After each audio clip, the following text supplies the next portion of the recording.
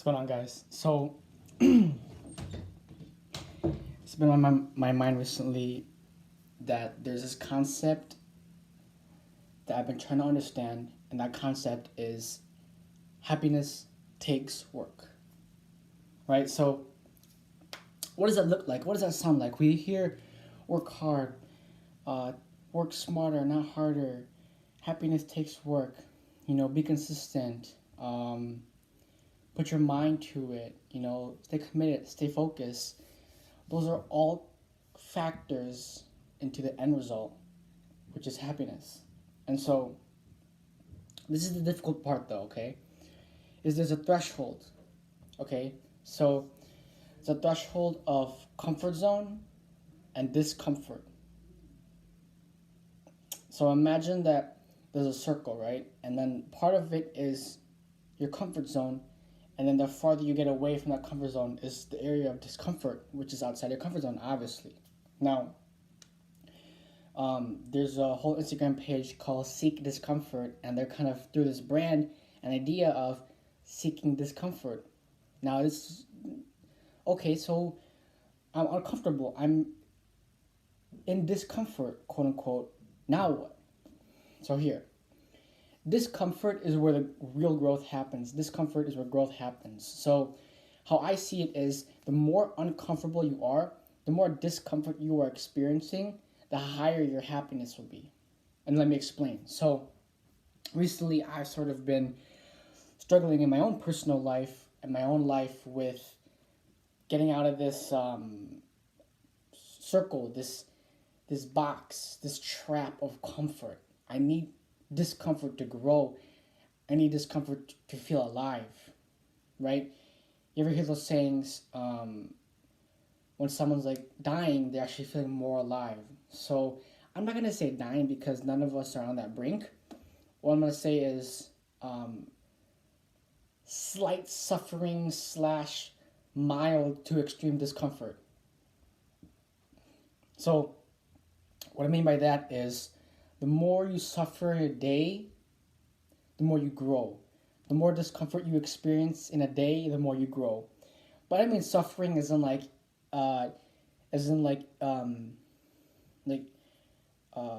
suffering from an injury or suffering from a mental issue.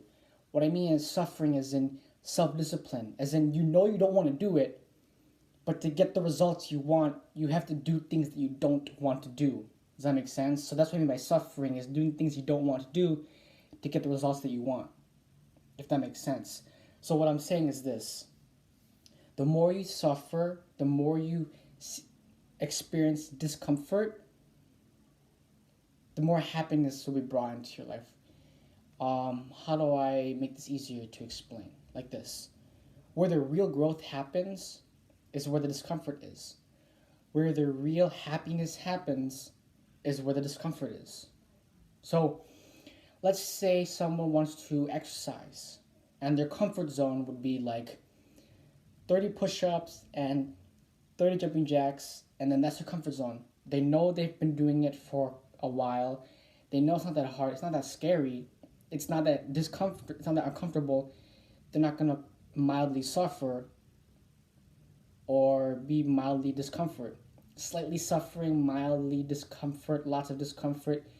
What I'm trying to say is push your boundaries, get out of your comfort zone, because that's where the real growth happens. That's where the real happiness takes work mantra comes into play. So think about it this way. So instead of doing 30 push-ups and 30 jumping jacks, they're going to push it. I'm going to push it to 50 jumping jacks and 50 push-ups. Now that's scary, that's suffering, and I'm going to grow from it because it's different from my old comfort zone. Different from my comfort zone of 30-30. Now it's discomfort because I have to challenge myself and push myself, and I'm suffering a little bit. I'm feeling discomfort by going to 50 instead of 30-30. Does that make sense? So what I'm trying to get at is, in a day-to-day basis, I feel like for a lot of us, we go through a little bit of a hard challenge, and then we come back immediately to our comfort zone. So if any of you know who Ed Mylett is, he talks about identity. And identity is the temperature of which you live your life. So let's say you're a 75-degree house with a thermostat. If the window's open, the house will get colder. The thermostat kicks up. That's you firing up. You've gone through a hard time, challenging time, and you're gonna crank up to go back from down here 70 degrees back up to 75 because that's where your comfort zone is. That's where your identity is. Now let's say your business is going really well. You're really hot. You're out of your comfort zone. Oh no, you slowly over time bring it back down to 75. You were 85 before, but now you're back to 75. It's the same exact thing with the comfort zone, where the degree of your life is also your comfort zone. Does that make sense? So, for a lot of us, challenge is scary. I understand that. But what happens is when we go through a little bit of a challenge, we immediately go back to our comfort zone. Like this, for example. I'm trying to learn how to beatbox, okay? And there are some sounds that I'm trying to learn that are very difficult. What happens is I'm going to go to the unknown, I'm going to practice a little bit of the new sounds for 20 minutes, but oh no, it's discomfort. My body doesn't like it. I don't like it. I'm going to go back to what I know and to my familiar beats, to my comfortable sounds that I'm used to versus practicing the stuff that I want to get better at, but I have to do the things I don't want to do to get the results I want. You see it? And so there's another rule also called the 80-20 rule. And it's like this. Spend 80% of the time on the 20% of the things that you don't want to do to get the results you want. Then spend only 20% of the time of the 80% of the things that you can already do and you know how to do. And that way you're spending the majority of your time on things that you want to get better at, on things that you want to overcome, on challenges that you want to get through. You see what I mean? So, seeking discomfort, pushing yourself past your comfort zone will allow you to suffer a little bit every day. Be discomfort. Have a little bit of discomfort every day. Mild discomfort, mild suffering. And in doing this, what happens is you are growing as a person.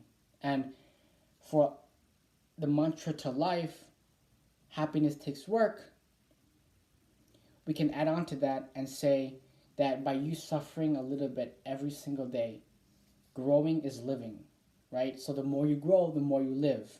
But if you're at the same comfort zone every single day, you're not growing. You're either growing or dying. And if you're in your comfort zone every single day, you end up dying. Not physically, but I'm saying is that you as a person, instead of growing, the only way from up is down. So the only way to grow is to push past your comfort zone. Seek discomfort. Be uncomfortable. Suffer a little bit every day. That being said, there's another person named Bart Kwan. I've quoted him before. Now, Bart Kwan is super awesome. He owns Barbell Brigade in LA. He has a wife, has a kid. Amazing person, super funny, super inspirational, works hard, owns a business, extreme athlete. He's awesome.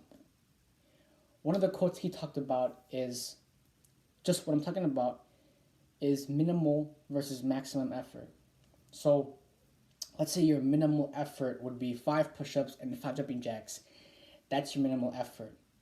Okay, and your maximum effort would be 25 push-ups and 25 jumping jacks. Okay? But check this out. Is over time, if you do 25 jumping jacks and 25 push-ups every single day, your old maximum effort becomes your new minimum effort. Right? So 25 is your maximum. As you continue to get better and better and better, that becomes your new minimum, and then your new maximum becomes 50-50. Just like we were talking about earlier. And so all of this ties in with suffering every day, seeking discomfort, seeking mild discomfort, mild suffering to grow. The more discomfort you have, the more happiness you will receive. And let's talk about that for a second. I don't mean superficial happiness from the outside. I mean internal wealth. I was thinking about this earlier and talking about wealth and money. For me personally, what I would rather have is for me to be Materialistically, okay, mild. I'm not rich. I'm not flexing cars. I'm not Rolex, have gold chains. But mentally and emotionally and spiritually, I am wealthy to the 100 millionth degree. Super happy, super wealthy, versus having a lot of money, a lot of riches, and being emotionally poor. What I'm saying is, emotional wealth is the reward. When you go through discomfort, when you suffer a little bit every day, when you push yourself, when you achieve a new maximum effort, when you achieve a new minimum effort, when you're pushing your identity, when you're raising the temperature of your life, all of it, the reward is emotional wealth. Who cares about the physical wealth? I'm aiming for the emotional wealth. I will work so hard every day. If happiness takes work, and if you've ever experienced true emotional wealth, happiness, bliss, gratitude, equanimity, all of the blissful words that are so beautiful, if you've ever experienced that moment, that feeling, that emotion before, it's a drug, it's addicting. Your dopamine shoots through the roof, your oxytocin shoots through the roof, your adrenaline spiking, you're smiling, you're laughing. You could be exhausted out of your mind because you just ran 26.2 miles, but you are on top of the world because you've overcame a challenge, you've suffered, you've worked so hard, you push past your boundaries, and what happens is you gain happiness. So if happiness takes work, I'm going to work so hard every day, not for the physical wealth, but for the emotional wealth. And if you come from that standpoint, anything is possible. So what I want to explain also is, um, right now, in terms of myself, and the goals that I'm trying to achieve, I think a part of me wants to achieve that emotional wealth, wants to achieve that happiness. Okay, but what does that look like? Like, well, Sean, if I work so hard every day and I go past my comfort zone and I push myself and I suffer a little bit every day, what am I getting out of it? Well, think about it this way. Whatever work you put in, you understand that it's going to um, level up yourself. And it's almost like a bar, okay?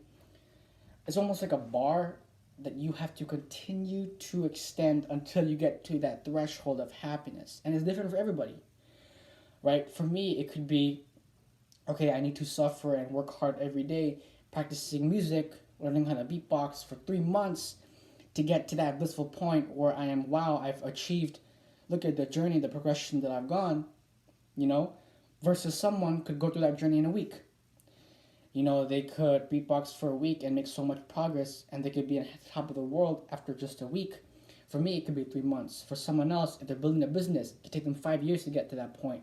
What I'm saying is, happiness takes work, but it is so worth it. Why? Because it is what makes us human. It's our emotions, our feelings, our gratitude, our bliss, our ability to show the world who we are, to be who we want to be. And that is why happiness is so worth it, because it's what makes humans, us, unique, is we can work, we can strive for that emotion. And so what I want for all of you, for myself, and pretty much everybody to understand is that it's not just about working hard, uh, putting your mind to it, focus, commitment, sacrificing your time. That's all intertwined. But what it really is about for me, and I hope you can understand this message, is that happiness takes work. All those things I just talked about are intertwined into that, but what that looks like for everybody is different. And I guess the message for you guys is, what makes you happy and what do you want to strive for and work for your own happiness. So hope you guys enjoy to get a lot of good insight. Some of it's confusing. I'm sure that listen back to it again, you can clarify. But right now, there's some things that I want to clarify of what I'm trying to talk about. So, like this. Earlier, when I said that the more discomfort you have, the more happiness you will achieve. What that comes from is when you've gone through pain and you've gone through a hard time, at the end of it, it's rewarding because you get the results you wanted by doing the things you didn't want to do. Does that make sense? So let's say, for instance, I don't want to run a mile every day, but the result of me running a mile every day will allow me to run 2 miles without being super tired. And my goal was to do that. By seeking discomfort every day and being exhausted, my happiness increases because I've suffered a little bit. It's almost like a threshold. Everyone has a threshold. Everyone has a capacity to their comfort zone, to their actions, their choices, their habits, their identity. Now, at a certain point, right here, this is where we are right now. This is the threshold. At a certain point, the meter can go up, but it doesn't reach the threshold. Or it can go down, but it doesn't reach the threshold. And what happens is your body and you as an individual would go back to the equilibrium of the threshold. Now what happens is, what if you're at the top of the threshold? If you really want to grow and you want to expand as a person, you got to skyrocket and break that threshold. Because what that does is it creates a new identity for yourself. You've broken past the comfort zone barrier. You've seek discomfort. You've suffered. And that threshold gets broken. And then the threshold being here is now even bigger before. Up and down. Now, Sean, why would you say up and down? Well, think about it this way. The harder you fall, the even higher you can go. And the higher you go, the harder you can fall. So discomfort, or your comfort zone was here. By suffering, you expand it, changing your identity, changing your habits, changing your patterns. And then you're stretching your identity. You've broken past your comfort zone, your threshold, and you are a new person, new identity. But how do we get there? It is so difficult. It is so difficult. I'm having such a hard time breaking my bad habits. Such a hard time breaking that threshold. But let me tell you this, it is so worth it. Because you will have the highest of highs, at the same time the lowest of lows. Well, Sean, why would you mention the lows? If you've never had a super low time, you would never know what that is compared to a super high time. If you're always in your comfort level, there's a little bit of lows and a little bit of highs, but you're in your little safe threshold. Get out of that safe threshold. You're never going to experience those super highs that you want in your life if you stay in your comfort zone. The real growth happens when you break out of your comfort zone, when you suffer every day, when you go through discomfort, when you're uncomfortable, when you change your identity, when you work for your happiness, right? So this time for real, I'm going to close off. You guys hang in there. We're all toughing this out. And I just want to say thank you for watching my video. Hope you guys enjoyed, and take care.